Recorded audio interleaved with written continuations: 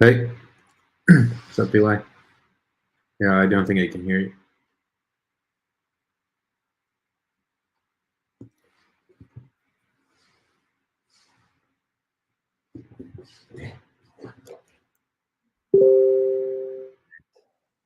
How about that? Yep, works now. All right, perfect. All right, great start. Great start, everyone. All right, welcome to the stream. We got Zeeverse with us. You want to introduce yourself? Yeah, my name's Yurchax. I lead marketing, or at least the Web3 side of marketing for Zeeverse, and kind of work on the concepts and strategy and all of that. So, a bunch of hats to wear. Today, I'm a streamer. All right, awesome. And maybe a little intro into what Zeeverse is.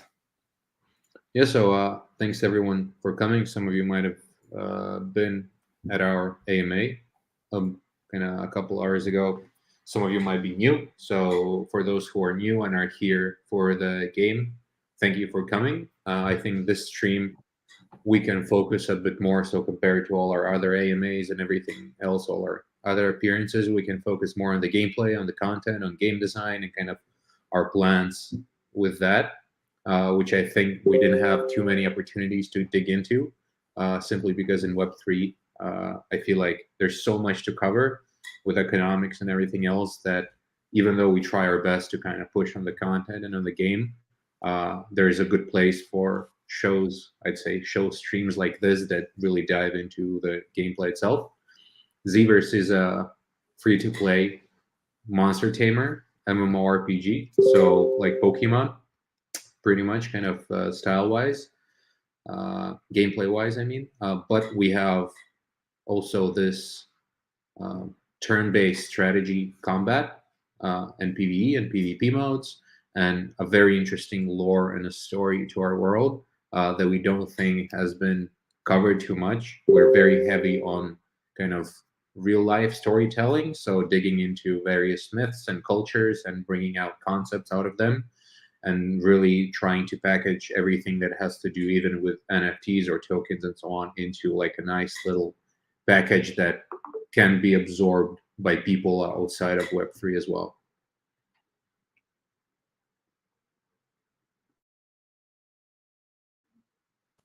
All right, awesome. Well, then I guess to give people a better idea of what that all looks like, I'll just jump right into it and share the game. Let's go. So you got the live version, right? Yep. So we did have we created something. Actually, it felt like a really nice campaign, something that we really want to expand upon in the future. We prepared a separate little test environment for creators to film a preview for our cosmetic system that's going out tomorrow, right, together with the cosmetics themselves and so on. And I feel like that's going to be a quite an interesting, powerful way going down in the future. That all the features we release, we're going to have like a separate environment for creators to play around with and make some content, because that did quite well. But this is kind of the live one, and then we'll maybe try to hop into the test environment so we can give you a little sneak peek as well. Here, I'll unmute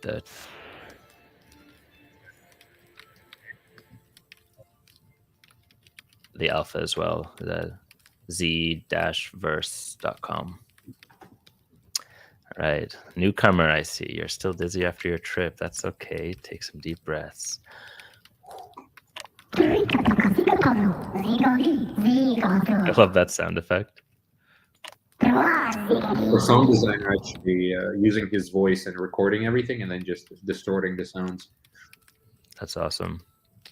So we get to pick our Z first. All right, so this is kind of like your starting Z, right? You kind of get this companion from the beginning, and typically would have it with you for the long term. Yeah.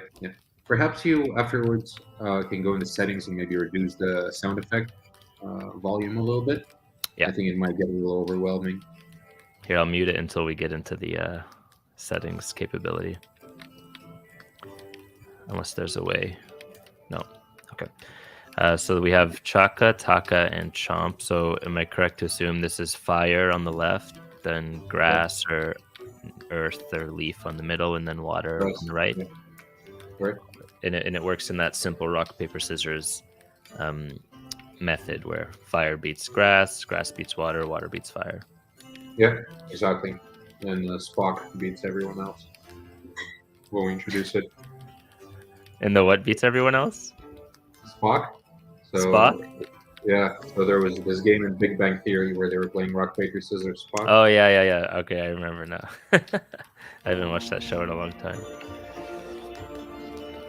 All right, who do I pick here? So people seem to be fans, of course, as always, of fire, and especially everything red. And the same goes for masks and for Z. And we even there's a player in our community. He said that he just posted a little image. Maybe I'll put it somewhere afterward. Where he said his son is such a fan of Chaka that he made a figurine out of plasticine. That was like a real nice little toy. And so we're actually expanding into.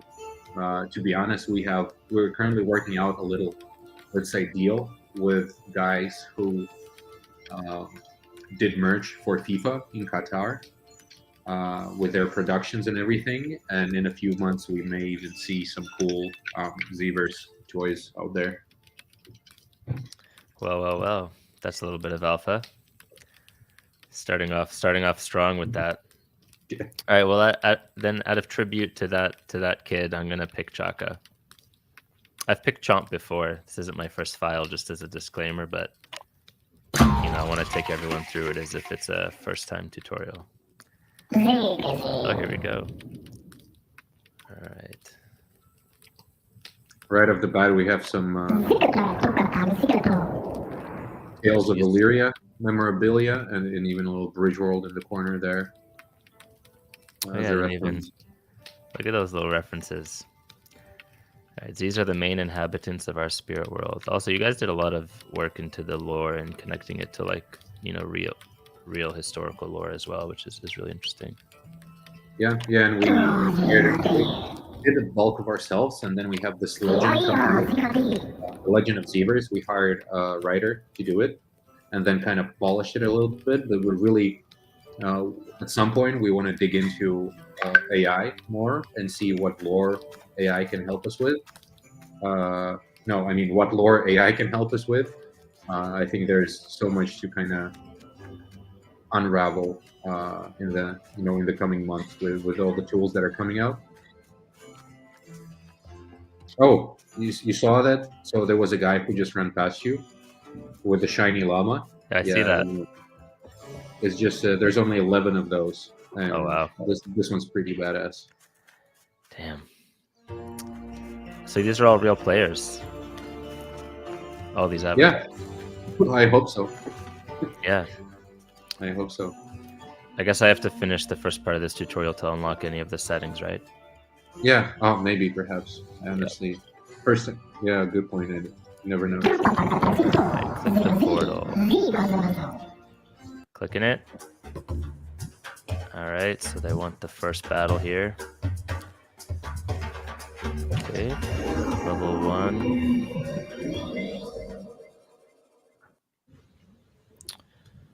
right, here we go. Oh, perfect, it's a grass type. So you have your direct attack and then a special ability. Yeah. Let's just follow the tutorial for now. Boom. Right, there's the HP.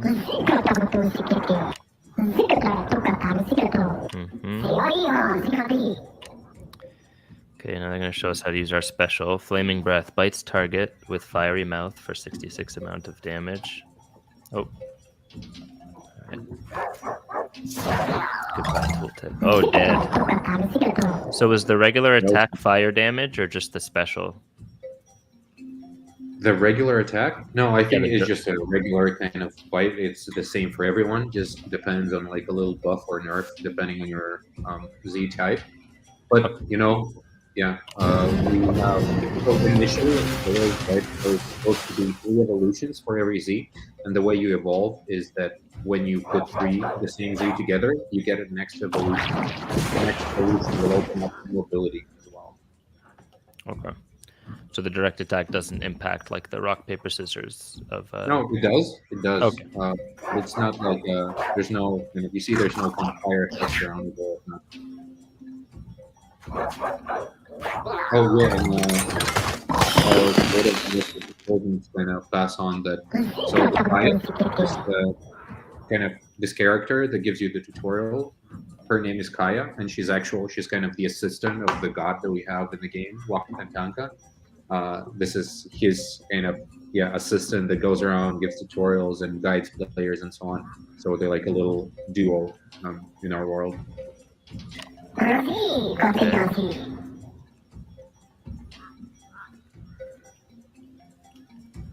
Alright. Great. Plus one. Got some XP. Completed your first level. You gained some experience and you earned a few V tokens. Now level up your Z. You'll get stronger and unlock a new skill. Alright, so you upgrade it. And you use this currency here. Yeah. Alright, so it gets more there goes. You upgrade level 2. Completed a quest. So you got a quest list here. Oh, these are like daily quests, some of them. Yeah, and we used to have until recently we used to have PvP quests where you have to kind of win 3 battles daily. But at Yes. some point, we just noticed people started farming them for the currency, and so we disabled them for now. We do want to bring them back, but we're now thinking what should be the format for that. Perhaps it will be like a leaderboard where every week is going to reset, and then top players in the leaderboard every week will just more of a weekly thing. That's fair. You never know what can be gamified until you've tested it out. That's what the alpha's for. Yeah, exactly. All right, let's see here. Okay, they explain the strength of the different elements. All right. Yeah, we got our new puppy. All right, so I think it's a water type. Heals target for 20% and gives a shield that protects from the next enemy attack. While Bubble Shield is active, debuffs can be applied. Okay, so it's kind of like a support Z. Yeah, and generally you can split, at least currently, you can split the starter characters into 3 classes, like a tank, a damage dealer, and a healer. And tanks usually going to have some sort of defensive ability where they can go up the wall.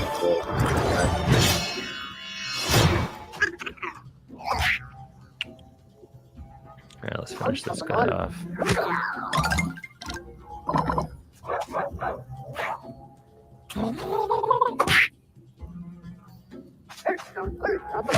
One more hit. Oof. All right, done. So the Z that you get, like the first support, like I got that little bubble critter. Is that always random? Like the type of Z you'll save at the beginning? No, it's not. Just for the sake of diversity, so you don't get like 3 of the same type right away. So you're kind of you'll be given 1 of each type. At least I believe so. Don't quote me on that. We'll see now. But Well, the type is different, but is the Z itself like the creature? Because when I played a file before, it was a different creature. Then it is. For sure. This big old cactus head. I assume this will be super effective. How do you know when it's super effective? Does it give like a,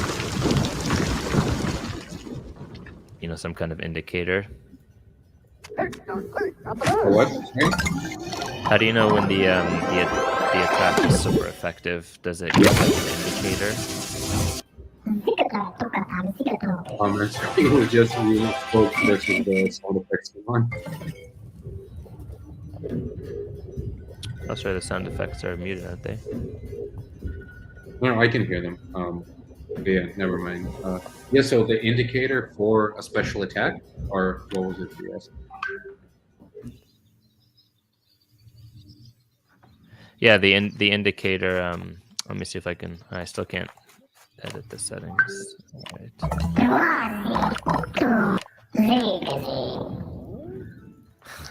No, you got to go to the hatchery, yeah, and just deposit the egg, and I think then it's going to be over. Look at this. I had the tab muted on my computer, but maybe the stream overrides that for some reason. So one more quest, I think. Yeah. Takes time. So it takes a full day. We won't get to see the egg hatch, but the egg is a Z, right? Yep. Oh, there we Okay, go. The chat's unlocked. Hello, Zeeverse. What's up, chat? Can you post links in the chat? We should share the stream with them.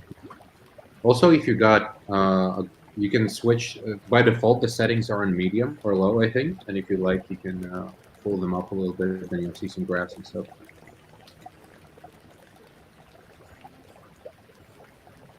There you go. Little shill to the chat. All right, here we go. Graphics. Okay, graphics. Standard. I know my computer can handle high here, so I'll show following Z. Nice. All right, sound. So let's take that down to 30. 30 and... So ambience is fine. I think the sounds are the effects are the ones. Okay, what about the music? Or you can do more music and less ambience. We're just we're EQing without hearing it. Yeah, this is good. This sounds fine. All right.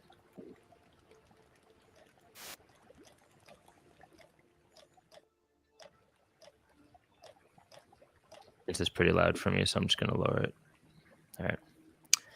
Controls. So I like to move with the keyboard, and I'm really glad you guys added that feature because most click to move games don't have optional. They just kind of give you one and you're stuck.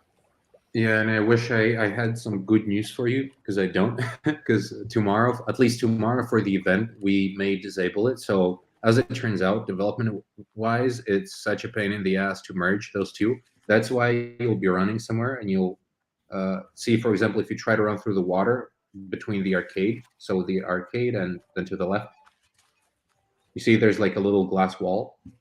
Yeah. And that's basically because every time there's a new update, the mapping has to be fixed. And so when you use the mouse to click, it's a pathfinder, so it kind of finds the best way to go around somewhere. But if you use W ASD, you kind of can walk freely. And so it's been quite a pain in the ass for our development team to kind of work with those two. But we'll, because my kind of one of my little, let's say, dreams in this game is to have, because if you, let's say, if you run towards the boxes, right, you can push them around and they're actually kind of, everybody sees that, so it's an interactive element that everyone can see. And so I'd love us to implement, let's say, a jumping ability and then do some football or whatever, so some sort of games where it's actually not the battle, but you can do something, you know, in the lobby as well. I do always, like, as a World of Warcraft native, I'll say I always just want to be jumping around with spacebar while I'm moving everywhere. Yeah, 100% agreed. And you know, even though it's such a small thing and it doesn't have like a direct gameplay purpose, like same with me, I just, you know, my Z's aren't even that high level. When I go play, I just hang around the lobby. And you know, there's these different types of players with World of Warcraft. You also have people who just go out there and duel and hang out and socialize with people. And so we definitely want to improve that element of the game as we go forward, where you know we can have some fun just by hanging around in the lobby and discovering and roaming and so on. Yeah. I would argue that being able to jump for no reason has so much impact on gameplay. Yeah, I agreed. I was just inspecting that person, Novex. So if you click on their name, you can see what Z's they have right now, and they're all level 20. This person's clearly spent some time playing. How long would you say it takes to get your Z's to level 20? Quite a few hours, I Um, imagine. quite a couple of weeks, I'd say. That's awesome. Yeah, two, Oh, this three person's weeks. level 33. Yeah. It's Wow. actually, so we should, right now, if you click, let's say on the leaderboard, we have a leaderboard there. And at first it showed, uh, I think it was a rich list for the currency. Then kind of the team switched it to the eggs. But since you can buy eggs now as llamas and you'll be soon able to withdraw them, we're thinking what's the best way, kind of what's the best stuff to display here. So one could be like a PvP leaderboard, with a quest, but other one, with the levels, with time spent, something. So if you guys have any good suggestions on how to, what to display on the leaderboard, what's cool stuff to see about other players, do let us know, and we'll work on it. Oh, this guy, So, he's a big time whale, let's say. level 34. So 34 would be the highest level. No, no. Well, I think like that's a good question. Like, what's the level cap for Z? So for dungeons, it's level 70, but I think for Z's, it's level 150 actually Oh wow. Wait, how is at this the moment. person? So what's up? How's this What's that? person top 4? They have level 3s. So because the leaderboard, it shows, you see, like it shows the number of Z's they have. So Oh, so it's those are not. so he has low level ones equipped that he's training. Yeah, and he has like a bunch of other Z's, and so that's what I'm saying about the leaderboard. That like we think it could use a bunch of improvement on what we display. Maybe it's several different things. So it's Yeah, just actually like interesting. a tab across the top, different filters like who's got the most Z's, who's got the highest like level Z, who's done the most dungeons, something stuff like that. Yeah, For sure. something like that. For sure. Cool. All right. So you said that you're gonna stick to click to move from in the future. No, I'm gonna lobby our team hard to keep the WASD because that's what I use as well. And I agree about the jumping mechanic. That jumping for no reason is ultra fun, and I'm gonna do my best to kind of keep it in there despite all the difficulties. So, like, one of the difficulties that you will most likely notice tomorrow, because so tomorrow we're gonna have this whole show around the moon. It's gonna be a whole new little mini world, kind of not really a mini world. It's gonna be like basically a new kind of place that we've created for the men, and in there you'll be able to walk, across 3 dimensions in a sense where it's not just going to be a plane, but you'll be able to kind of switch your plane, if that makes sense. Okay. And so because it has this plane that's kind of broken, you can go from here to here. When you move with keyboard, it has like infinitely many points in the scene, when the two planes connect. And so it causes some glitches. And so we were thinking of disabling the keyboard for this event. We'll see if that's a good time to do that or not. But yeah, if you are tomorrow the event, I suggest you use click to move because it's just going to be a more pleasant experience, most likely. Okay, interesting. This guy challenged me.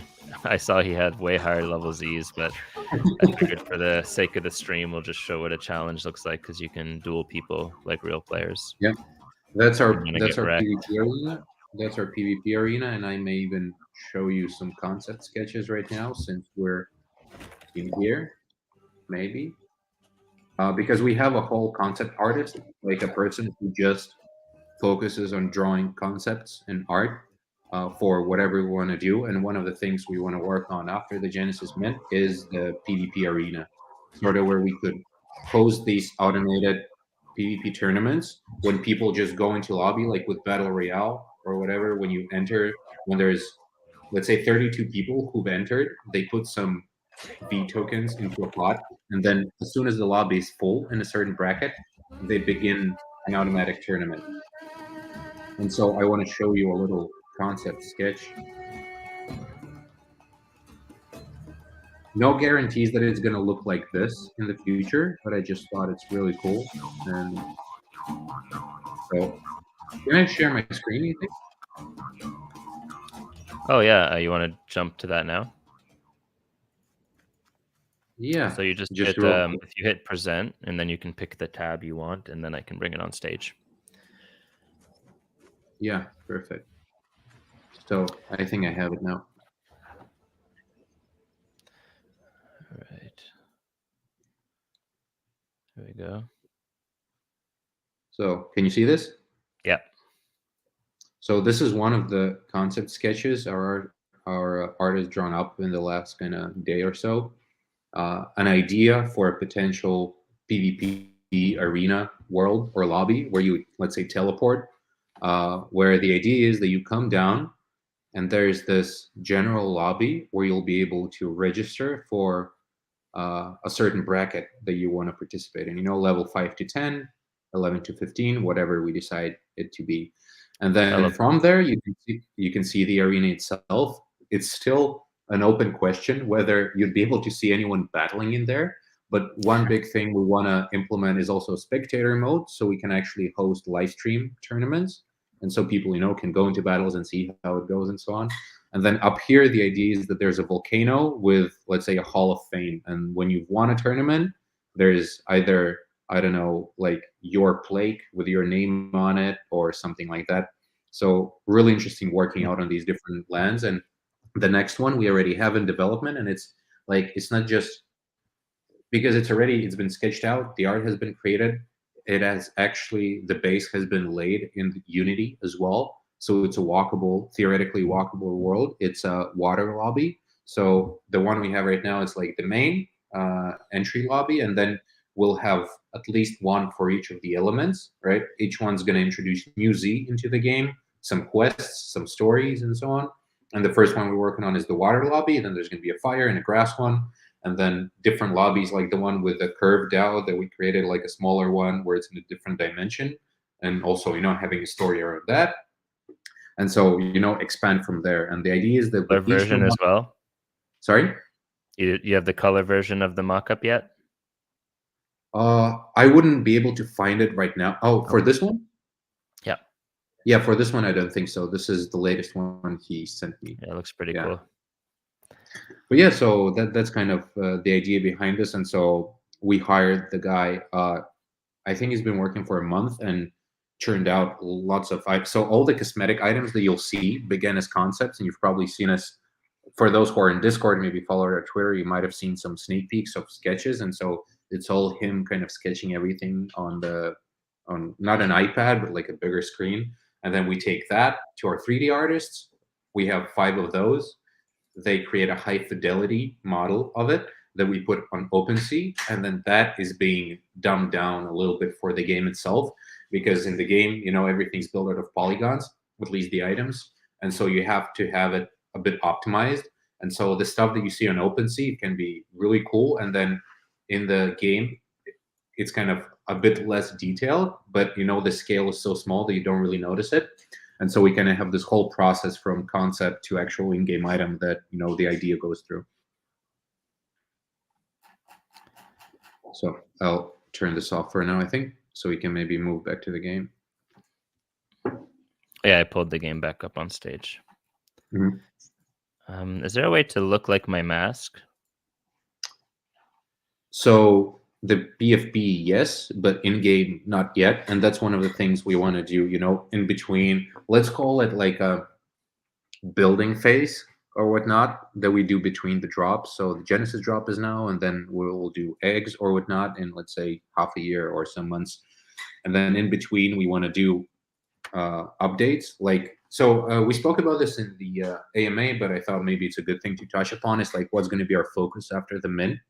And I'm kind of trying to think about that in 3 categories. So the first one being is the quality of life improvements, which means fixing a bunch of bugs that have been plaguing people. For example, when Chaka kills an enemy with fire in the dungeon, it doesn't give any experience, which is a pain in the ass.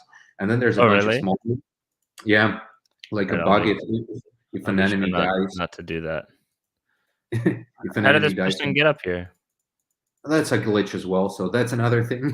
People spawning in random places, but you can just click on stuck and then you get transported downstairs. But so kind of yeah, focusing on quality of life improvements, bug fixes, social features like adding friends, better chat, more responsive kind of social interaction, friends lists, whatnot, moderation tools, and so on. That's first one. Second one is content. So new lobbies, a PvP, let's say arena, new Z's, some quests. And the third one is about onboarding, and that's something that I'm personally really excited to work on. Is designing systems in a way to have them abstracted enough so when new people who have no clue about Web3 come into the game, they can spend a week in the game without having to know that it's a Web3 game. And then when it's the right time, when they've gotten some assets, you tell them, hey, by the way, you can sell this thing if you like. I like that. That's awesome. I noticed you got the beacon here. Yeah, and some people who didn't know about the beacon because we placed it in such a prominent spot thought that it's something really, really important. Maybe it's going to be in Right. the future. It just looks badass. We thought it's the best spot for it, but we may move it a little bit so people don't get distracted. Because it kind of looks like the summoning stone in World of Warcraft as well. Yeah, it does, like the Hearthstone a little Yeah, bit, but oh, that's awesome. I like it. I wish I could go down this rope. It's very s- enticing.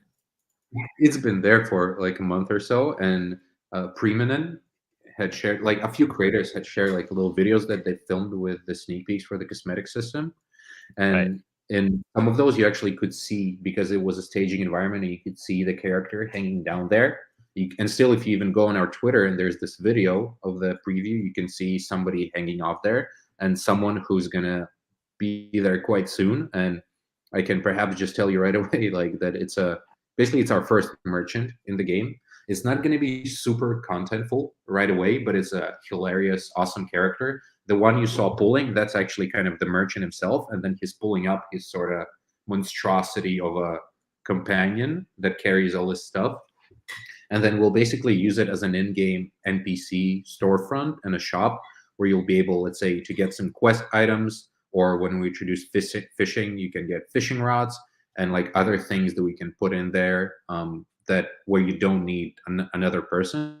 So it's like an NPC type of thing. And so that's the plan for him.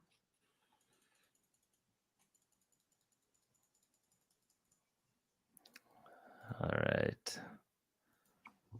Look at this thing. Yeah, you can. Yeah, click on the portal. Please change to default shaman skin. Oh yeah, it's due to some. So the stuff you have right now, it's a little Azuki, and those were implemented because of our Mr. Block, one of our seed investors. It was his Azuki and his Digbot, and that was kind of the idea. Because before we had shamans, you were actually running around as your Z in the world, and there were no plan for cosmetics and whatnot. But there was this kind of idea that you could just change your model, right? That's why the Azukis are there and all that. And we're deprecating it in favor of the cosmetic system, where instead of like a different model, we'll have, let's say, if there's a collab between us and some other project, we'll instead do some cosmetics that represent their project. And I don't know, maybe in the future we bring back this kind of idea of these different models. Just on that note, actually, with this drop coming tomorrow, we're gonna have like these special legendary loot boxes for people who like compete in a leaderboard, and they will get items for like a legendary loot pod that's gonna contain 3 set items that when you equip them all together, your whole character is gonna change to this other texture, basically. So it's gonna be like a skin that you get at the end. I got distracted by the dancing. Yeah, that's an emote. So that's another cool thing with the emotes. We decided to roll them out right away, and there's going to be a few awesome ones coming out tomorrow as well.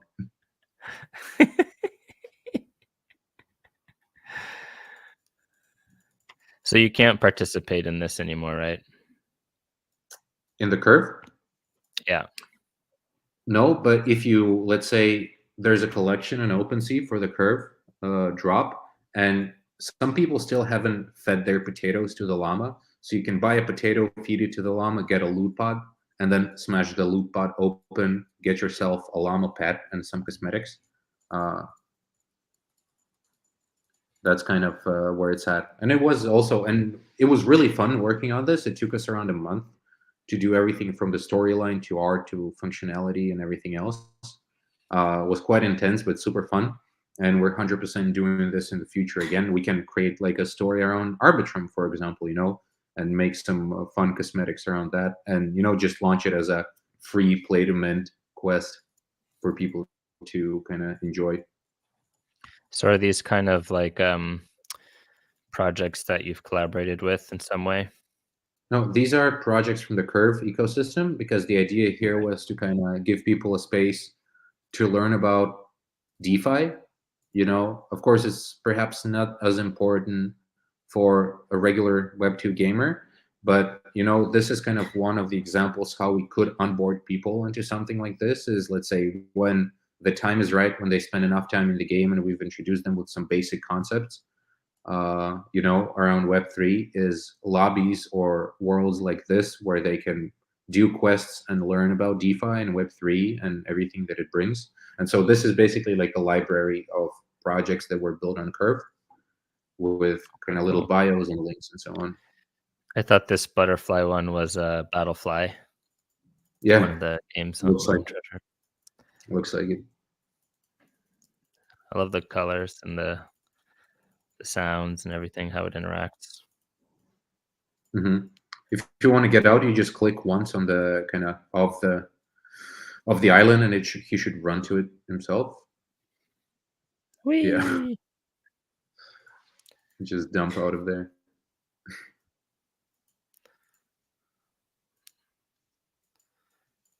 All right.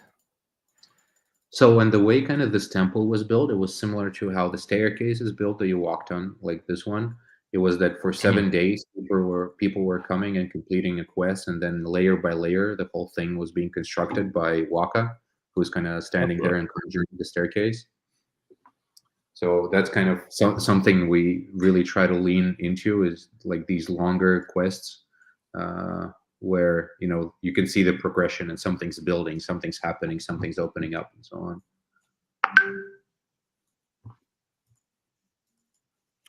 All right. So I noticed that there is this little purple resource that it costs to play one of the dungeons, and then you have 10 out of 10. Does that just reset every 24 hours? No, when you use one, the next one resets. So it's on a rolling basis. So if you have 8 in an hour, you're going to have 9, and so on. So Okay. 10 is max at the moment. And this is kind of the thing that keeps everyone grounded on the same level of playing field. Because even if you go out and buy a bunch of V tokens to upgrade your Z, you still have to invest the time to gain experience, right?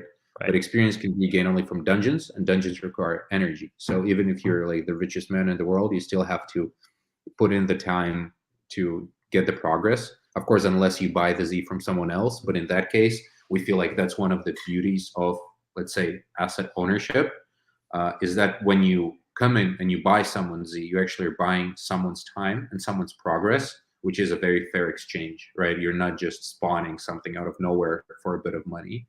You're actually exchanging time for resources. Right. It's not pay to win because you're just basically taking over someone's progress that already that already existed. Yeah, Okay, exactly. makes sense. And of course, we'd love to because there's a lot of fun interaction you could do with the energy. Like one is, let's say, fishing is coming, and one thing I'd like us to implement is some sort of rare potion that you can fish out that restores, let's say, one energy. Or another thing is we just launched mask staking, right? And one of the idea was that if you stake a mask, you get just 2 extra energy, so your bar increases from Oh, 10 to 12. It's not something crucial that's going to break the gameplay, but it's kind of cool enough and a little utility for you. If you play a game, it makes sense, kind of. so I'm going to touch a bit on the masks in a bit here once I can share my screen, but I didn't know the staking was live. That's awesome. Yeah.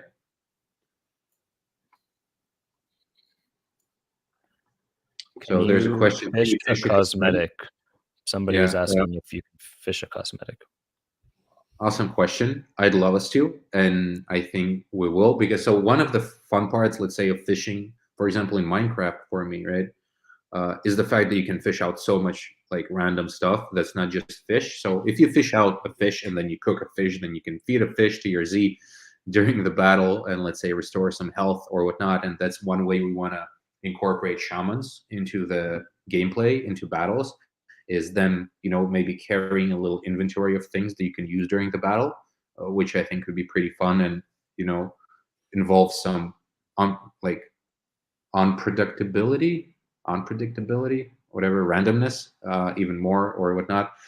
And then, of course, if you fish and you sit there, and the cool part is that fishing isn't going to take any energy from you. So it's literally like a cool activity that you can do while your energy is restoring. And I'm sure we already, actually, while we were planning out the Genesis cosmetics, we already reserved some to put for these in-game drops that are going to happen, that can only happen in the game. Let's say there's a 0.01% chance of fishing out, I don't know, a big wooden log that you can put in your head, or something that you can only get by actually going out there and playing. And so some items that you wouldn't be able to get in a drop or somewhere else. So that could be cool. I just gotta upgrade my guys because I got wrecked in that fight.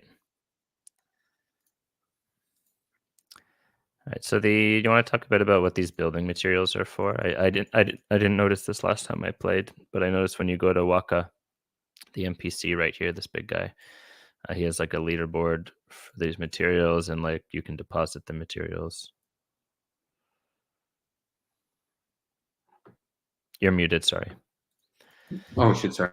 So yeah, the idea here was that once the treasure hunt with the treasure was done, we released the second teaser on our Twitter. You can go check it out, where there's this whole animation of the shaman running to Waka and showing him this big clay plate with a cipher that was, discovered and put together during the treasure hunt, and him kind of going all crazy and like trying to figure out what's going on, flying to the top of the mountain, and then figuring out that, hey, he's going to need some help digging out whatever that is, buried in the mountain. And so he got back and started conjuring a spell to basically build a scaffolding to the top of the mountain. And so the quest is basically about shamans and players running into the dungeon to gather materials and bring them back to Waka, so he has materials to build the scaffolding. And this whole thing has taken a week so far, and today's kind of the last day. We already took a snapshot, and so the top 100 people on the leaderboard are going to get a wampum belt, which is basically going to give them a free min tomorrow. And then the top 3 spots are going to get several of them. And so that's kind of the story, that you bring the materials to Waka so he can build the scaffolding. So tomorrow we can all run upstairs and start digging out whatever it is hidden in the mountain. Oh, awesome. I like that. The mint tomorrow, is there a supply, I guess, like a limited supply, or how's that? No, it's 2 items that we're minting: soul shards and loot pods. Both are open edition. The only limited thing there is the legendary loot pods, of whom there are 99, but those will be distributed in a week, and it's also going to be through a leaderboard. So on the mint page, you're going to see 3 columns, 3 different leaderboards, and what each one is going to correspond to the type of the loot pod. So water, fire, or grass. And then in a week, those who will have opened the most or deposited the most loot pods into the game, they will get airdropped a number of these legendary loot pods for free. And those legendary loot pods will going to have, first of all, a better drop chance. So just epics or legendaries, or maybe a couple of rares, bigger V allocations, and a special cosmetic set that's going to be only available to kind of through those legendary pods. The one that I mentioned before, that when you pull together the 3 items, your skin is going to change to a different one. So it's just like a little extra gamification. Nothing that we're putting too much emphasis on, but we know there are some people who love that sort of stuff, and so we kind of put it there.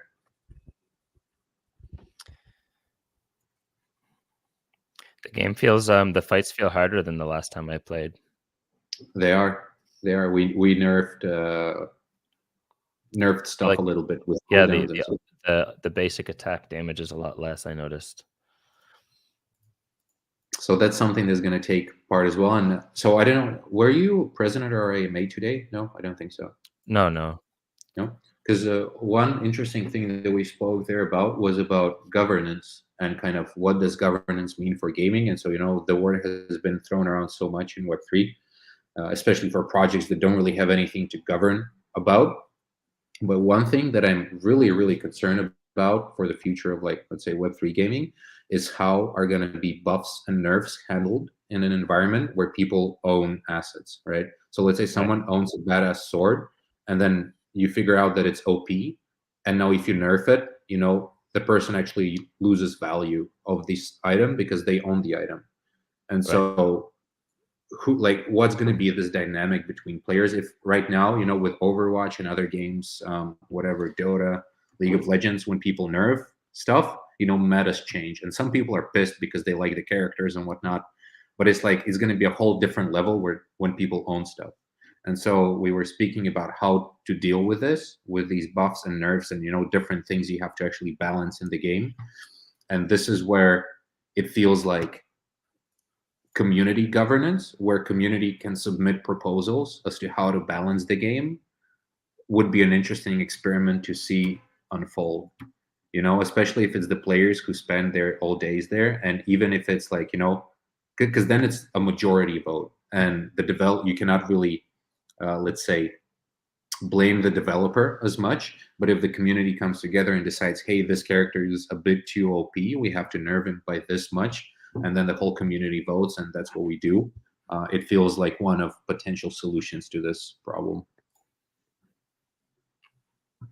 That's true. That'll be an interesting experiment because, you could see that also get, tangled with a little bit as well.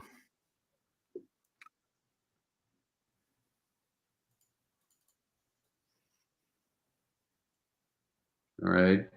Oh, sweet. Not a chance, bucko. Not a chance. Just farming that level 2 dungeon to get a little stronger. Yeah. All right, So let me see. one Can I sec. level up yet? No, one more. Let me do the first one.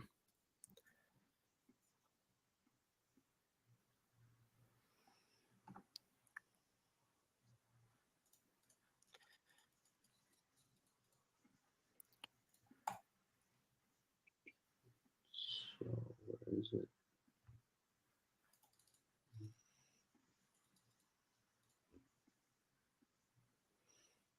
Oh, 4 health.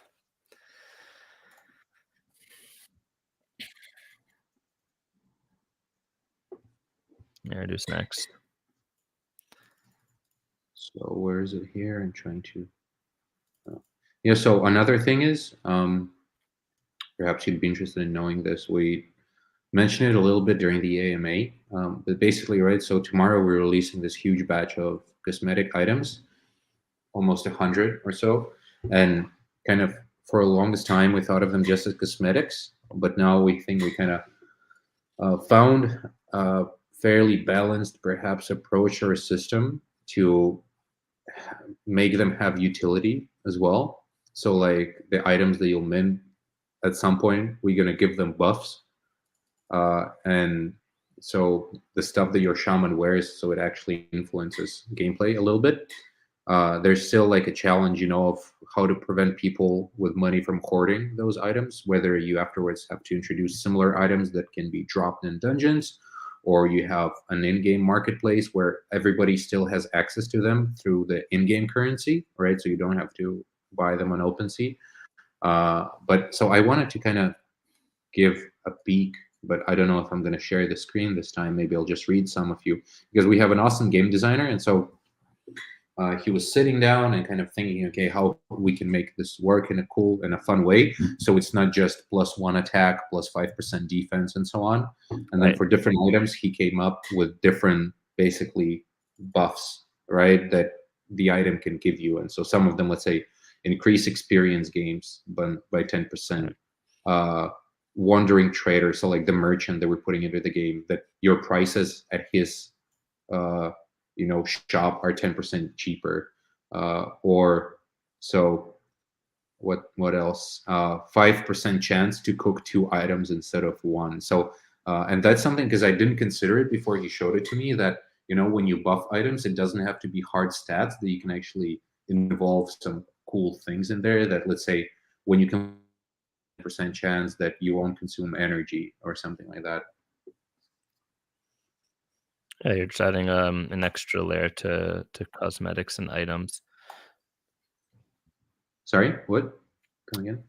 You're just adding like an extra layer to the utility of the gear. Yeah, yeah, exactly. Because people ask for that, but we didn't want to rush it, and just say, hey, this item's gonna be super OP. It's gonna give you like 20% attack boost. Because first of all, it's not very interesting. Second of all, someone can just buy it, and so we wanted to kind of see how we can implement those things where they're not harmful enough, or not OP enough, and just to start small, because you always can add on the numbers and make the item stronger. And so, but just to kind of scratch that itch, we do want to implement some utility to the items themselves. Because and one idea there is, so that was an idea that I was a proponent of, and you guys on the stream are welcome. I'd love to hear your thoughts on this. So, because basically my kind of proposal was that, so the first idea was that, hey, we just have items and we give them some sort of stat. And then I kind of thought that this will encourage people to get certain items that may not perhaps be the prettiest one or the ones that they like the most actually visually, which was the whole purpose of the cosmetics, to make the lobby and the social gameplay very diverse and cool and fun and collectible for people. But as soon as you put some stats on the items, you'd rather pick a stat that gives you some sort of boost than the one that looks awesome. Of course, there's a balance, and it's a spectrum, but whatever. And then one mechanic we thought about is, if each item, it would be, if you seen or heard about transmography, I think that's what it's called in World of Warcraft, where you can take any item and make it look like any other one. One mechanic that we thought about is, let's say all the items that you get, cosmetics, they have one slot that is meant for some rune or some other item that you can put into it and enchant it with. And so that the utility part is split from the cosmetic part. So you can still get any items that you like visually, and then put in any buffs you'd like into it. That's one of the systems we thought about, and maybe we'll kind of dig more into. What do you think about it? Yeah, transmog. I love that. People always want to just look how they want to look without affecting their stats, because sometimes the best gear you have doesn't look the way you want it to. Exactly.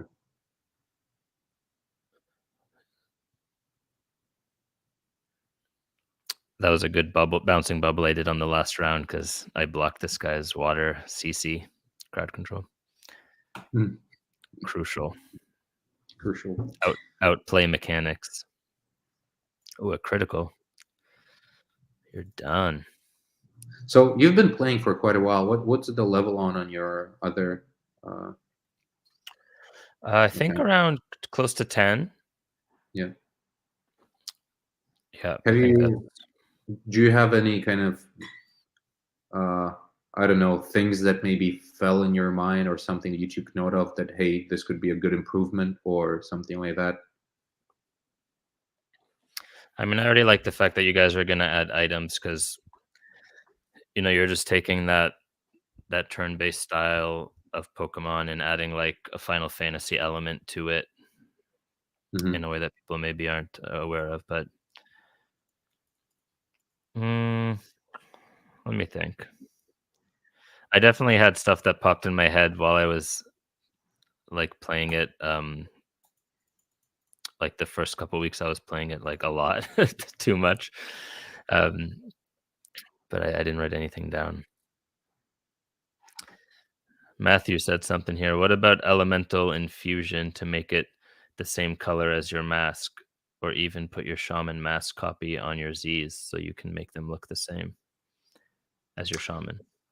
So what about elemental infusion to make it the same color as your mask? So yeah, as I mentioned, yeah, we started talking about it, but then I think I went on a tangent somewhere. But one of the things that we don't still have, and so this whole update about the masks and staking and so on, this is kind of the first step for the masks. One thing I'd want us to do is give them a little bit of a facelift after the mint, because they're really nice. I think the way they look, but there's some traits, PFP traits, that I think can be reworked a little bit. For example, nobody probably wants to wear a mask with a sad face on it, or too much, or like some of the background, some of the elements. So like a little facelift for the collection in general. But the second one is definitely, how do we display mask owners in game? And so one thing we thought is a separate indicator next to a name, but then of course we'll do at least one mask for each element and airdrop them so that you as a mask holder can have this item with you. But the way kind of, and we thought about it when we thought, okay, how do we make collabs with different projects and create items for them, but that make sure that only the holders have the items. And so essentially the idea is that if you hold the NFT, whether it's a mask or something else, sorry, can you hear me? Yep. Yep, Oh, I can hear you. I think it's cutting out a little. It's fine for me. Yeah, okay. So I'll just continue talking. Maybe I'll turn off the cam for a sec. But yeah, so the idea was that if you hold a certain NFT, let's say it's a mask, then you go into the game and you can just claim your special mask, or whether it's an NFT from a different project. You go into a game and there's a special place where you can claim your collectible. Then you can wear it in the game, but then in the games we have these checks all the time for the assets that you hold. And let's say if you sell the asset, the item can just disappear, and then the new owner can come into the game, go claim it again. And so it would work in that way, where so to avoid either inflation of those items if the NFTs change ownership, or to just make sure that people who actually have the NFTs and are the part of the community get to use certain items. That makes sense. The tough thing is when you're making these games, you also always have to consider that open market in the NFT ecosystem. Hmm. I think I'm dead here. Some unlucky critical hits and dodges. Yeah, the game's a lot harder than it was when I was playing a few weeks back. Both my guys were level 4 and I couldn't clear that one. I also feel like I'm getting less tokens to be able to level up my guys. Is this like You're what? Sorry. I'm getting less tokens, V Yeah. tokens, to be able to level up my guys. Mhm. I think like one feedback I would maybe have, I don't know if you guys have, if this was a consideration to do with the fact that Z's will be tradable and sellable. But I wasn't a huge fan of having to spend tokens to just level up my person. I thought putting the time into gaining the experience should be enough, and that the tokens could be used Hmm. for something else. But like upgrading new Yeah, we'll skills see. or new talents or something. Yeah, we'll see if we were to remove the V tokens, we'd have to introduce a different sync. So if we come up with that, that can be done. But right, the whole idea is that in order to have sort of a sustainable economy, and that's something we have like big dashboards up for, is tracking the surplus V in the game and how many are spent on upgrades and other things, which there's not many of at the moment, and how many are generated, right? Because there is a fixed supply. It's not an inflationary asset. And so we have to always keep track on, okay, where do we improve? Because ideally it's an equilibrium, right? Where there's almost the same amount spent as there's generated, then everything's doing kind of well and all your syncs are in place. And perhaps there's, a case in point for how to package this sort of training. If it wasn't just, hey, leveling up and throwing out tokens, but if it was some sort of place you had to take your Z to train them and you pay the trainer to train them, or level them up, or it's some sort of machine you have to use. And so, it's sort of how you package it up. But I agree that, um, it doesn't make too much sense. Why would you have to spend tokens just to level them up? But yeah, for now, it's kind of our main sink in the game. As soon as we introduce merchants with NPC items, fishing, baits, professions, a bunch of other stuff, that's when we can start thinking about how to balance them out more, fairly. All right, that's good to know. So this treasure tag bonus, you get 10.5k tokens, though. That kind of gives you quite a bit of surplus. Is that just the Trove Mhm. marketplace, like just claiming a tag ID? Sorry. Is that just claiming the treasure tag on your ID? Yeah, yeah. You just go to the Trove, where they have the landing page for getting the treasure tag, and you claim it on the same wallet that you have inside the game, inside Zeeverse, and then you'll be able to claim it. Right, sweet. I mean, that'll having 10.5k will be quite a good spot to be at then. It might solve It's the my feedback immediately. really, yeah, yeah. No, sorry, I just got a message, but um, yeah. So it's gonna be enough, and kind of I do like the treasure tag, what they're trying to do with it, and if we use it at some point as a sign up mechanism as well, for signing up, for signing in, kind of like a Steam account. Yeah, I like the treasure tag too. That was a good initiative, like a gamer tag. So I'm just sharing the masks here. So these are like the Genesis masks that you guys did on ETH, Yeah, in like November. your founding collection. Mhm. So what are some of the, I guess, utilities? I know you had mentioned that you just released staking. So maybe like what comes with all of that, like for holding Yeah, these masks. yeah. So the masks initially were a free mint, and I suspect that a bunch of people don't even know they have them, or they're in the hidden folders, because you can see like the amount of listed, and even though the distribution is quite large. But yeah, masks are sort of our cornerstone PFP collection, a free mint in the true spirit of Arbitrum and Treasure and so on. And we just turned on staking, where there's three basically big pillars to it. First one is the in-game reward boosts, and that stacks. So if you have 1, 3, or 5 masks, first one gives you double daily rewards for quests. Second one gives you double XP in dungeons, and if you have 5 masks, you get double V rewards in the dungeons. And Okay, so, so I was getting double XP there when we were playing. yeah, if you had 3 of them staked, but you have to have them staked. Oh, sorry, I thought you meant one mask. Okay. Yeah, yeah. So for the daily, yes. And then the second, let's say, category is the allow lists. And so for this mint, each mask you hold gives you one free mint uh, for the soul shard or the loot pod tomorrow. And that's going to take place. There's going to be a snapshot for all the staked masks. That's going to come on 26th. So the day after, on the second day of the mint. And then when we make the snapshot, you will be allocated basically an extra wampum bell that you will be able to use.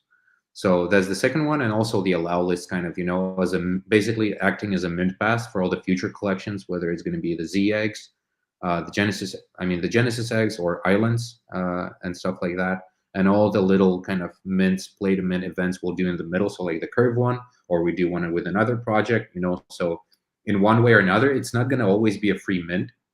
It can be, let's say, for the curve, when it was a free mint and it was a quest in the game, we had a separate session in the game because the servers had a capacity. We had separate sessions just for the mask holders. And so, the benefits could be different, but the idea is just to always give some sort of little nudge and a little, priority pass, so to say. And the third thing is kind of our upcoming governance token that's going to come out in a year or so. And basically, by staking your masks right now, you'll be gathering points that will count towards your airdrop allocation when the token comes out. And so currently so the staking is soft locked, so you don't have to send it to a contract, you don't have to pay gas. And the period for the soft lock is 90 days.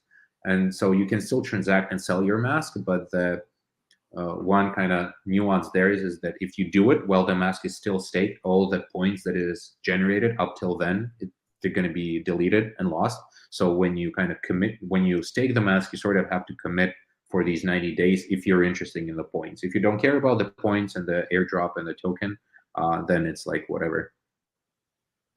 Okay, cool. And so You if you can go go to on the the website. website, Yeah. so if you go on the website and you stake your mask, do you become eligible for the wampum belt Yep, exactly. after the So snapshot on the 26th? yeah. So z-verse.com, and there's like a staking in the menu, and we create a little dashboard, and we can upgrade it as well. There's also like a cool little leaderboard, and so we kind of put it together. It's not our own tech because security is so important with staking. We've implemented staking through Vault.inc and just put our own front end on it, and it was a little bit quickly. So we're still gonna polish it up a little bit, put a nice FAQ and a leaderboard and everything else, and should be pretty cool. And then one of the things that I mentioned about governance, at least something that I'm looking forward to, is the fact that once we have that set up, that mask holders can vote almost on what utility they want the masks to have, because the idea is that for this utility to be not set in stone but to flow depending on who the holders are. If the holders become more of players and not collectors, they'll care more about in-game stuff, so we may give some new privileges to them. If the holder flow goes towards collectors who don't necessarily want to play the game but they like to be a part of the ecosystem, they might be interested more of a min pass and whitelisting features and all of that. And so the idea is to observe and see what type of people end up being mask holders and kind of adapt the utility for them.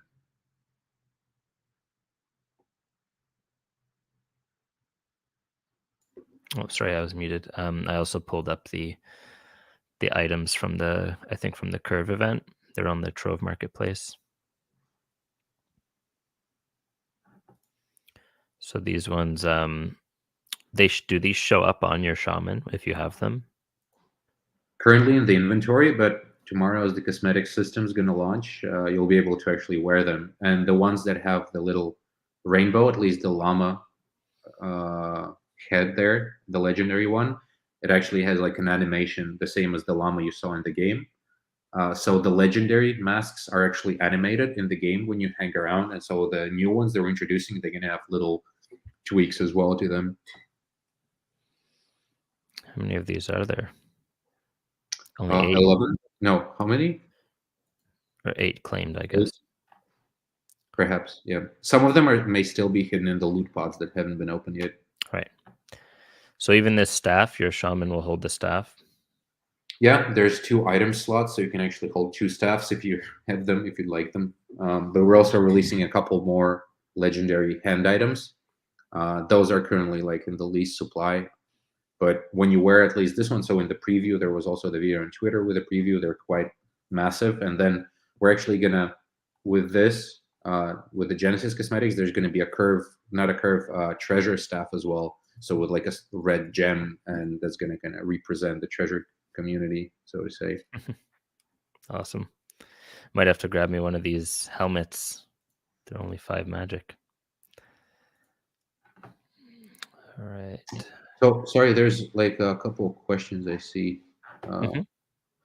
Could you say about new daily quests that you're prepared? So not much there yet. We're gonna have like a separate session after the mint where we'll sit down, talk about quests, gameplay, all of that. Right now we have to get done with the mint, and our devs are still like working 24/7 to kind of make sure everything goes smoothly. Hopefully, I suspect we may have some issues, but that's just the part of the development cycle. Last time on the Curve event, we also had some issues, but those were fixed quite quickly. So we're gonna have everyone on site working on it, and then we'll probably do an update on quests and other things like next month. So bringing back the fishing topic, to avoid people farming fishes all day, there will be a limit with potions. Let's say, blah, blah, blah, 10 max raw fishes, 10 max cooked fishes. So there's no plan to limit it at the moment, specifically because it might be your play style as a player, that there's going to be some players who prefer to go into dungeons, and then there's going to be some players who prefer fishing and just chilling out and gathering materials and being merchants in the game, and kind of uh, that's why all these features we're putting in, we want them to speak to a certain audience or a certain type of player. And it's fine if you fish all day, and that's how you earn your V tokens instead of going into dungeons. You get some fish, you sell it to other players, because there is a limit to how much fish you can use during the battle. That's where it matters. If your shaman goes into the game and he has only, let's say, 3 slots, and there's going to be like a fish, a potion, and something else, there's only so much you can use. But I see no problem, at least at this point, of letting people, fish as long as they want, and creating their play style around that. Perhaps even giving it some experience or whatnot.